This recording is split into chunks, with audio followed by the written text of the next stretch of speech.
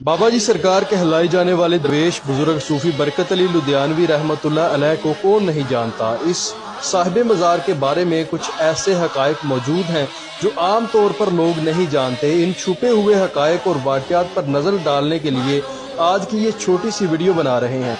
सूफी बरकत अली रहमतुल्लाह अलैह बरे सगीर के एक अजीम दरवेश बुजुर्ग हैं।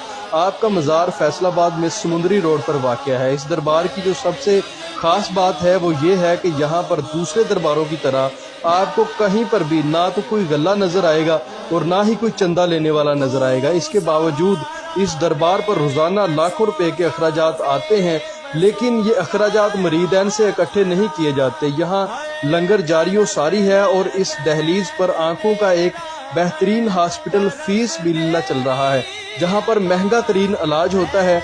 दरबार शरीफ के अहाते में दाखिल होते ही एक रूहानी कैफियत सी तारी हो जाती है और दरबार शरीफ में होने वाले जिक्र में अगर